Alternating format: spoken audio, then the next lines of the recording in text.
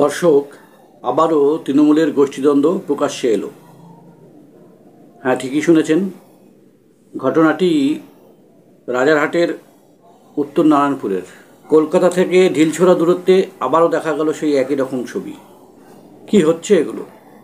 দর্শক, আমি সত্যের সন্ধানে কৃষ্ণ আবারও চলে এলাম একটা খবর নিয়ে। খবরটা খুবই গুরুত্বপূর্ণ।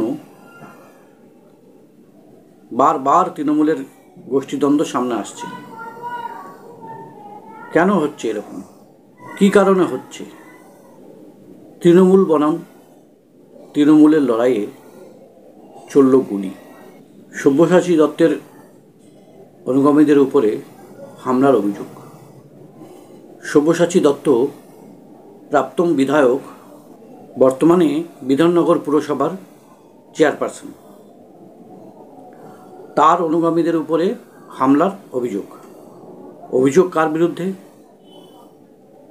অভিযোগ বর্তমান রাজারহাট নিউ টাউন বিধায়ক যিনি, সেই তাপস চট্টোপাধ্যায়ের অনুগামীদের উপর।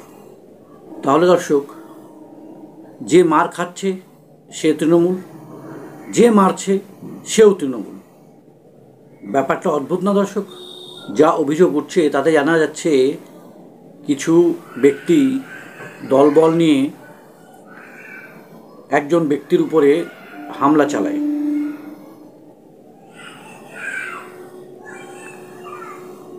ভাঙচুর, মারপিট, রাস্তায় ফেলে একজন ব্যক্তিকে মারছে।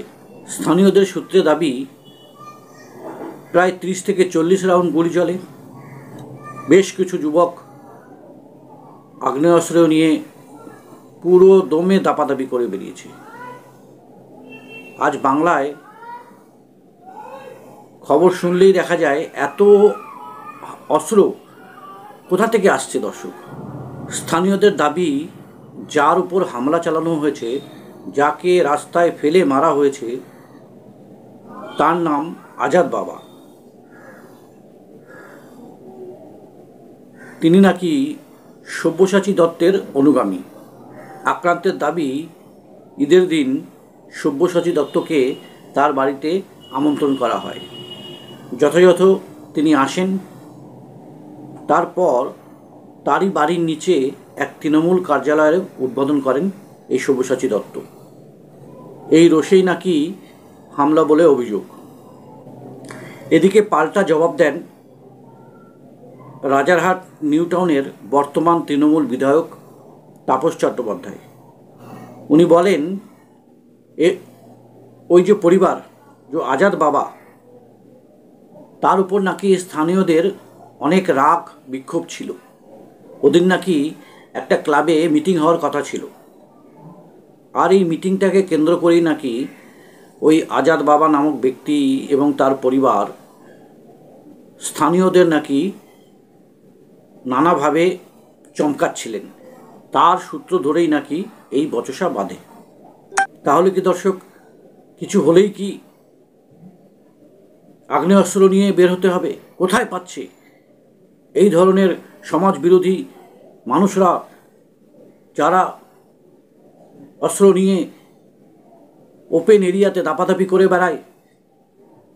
পুলিশ কি তাদের টিকিটি খুঁজে পাচ্ছে? তাদেরকে ধরতে পারছে? একটার পর একটা ঘটনা দেখতে হচ্ছে আমাদেরকে। বাজি কারখানায় আগুন ধরে যাচ্ছে, এখানে বোম বাদ্যে গিয়ে ফেটে যাচ্ছে। এত এত বাজি কারখানা, তাদের লাইসেন্স আছে কিনা, তাদের লাইসেন্স শেষ হয়ে গেছে কিনা, রিনিউয়াল হয়েছে কিনা, কে দেখবে দর্শক এগুলো? তাহলে কি আমাদের বাংলার সমাজ ব্যবস্থা মুখ থুবড়ে পড়েছে?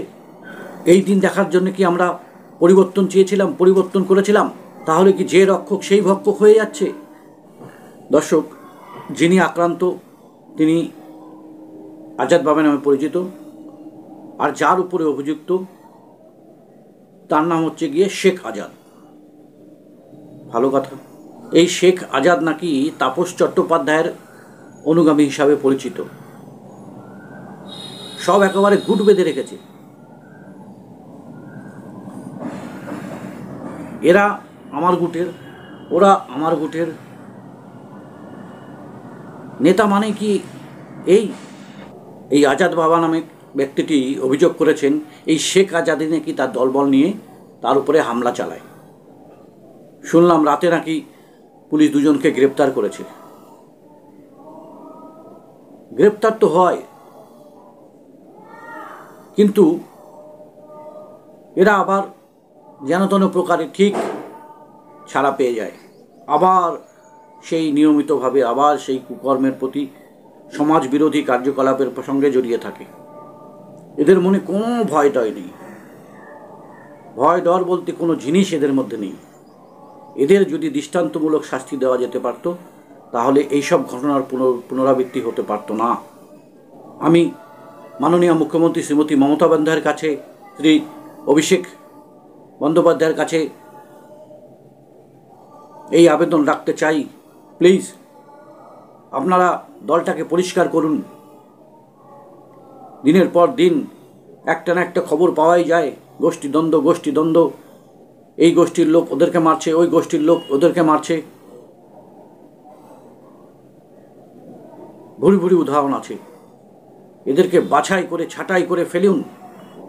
আপনারা তো অনেক বিচক্ষণ ব্যক্তিত্ব, আজকে এই রাজ্যে অনেক কিছু করার আছে, অনেক শুধরানোর ব্যাপার আছে, সেগুলোর দিকে আমাদেরকে ফোকাস করতে হবে।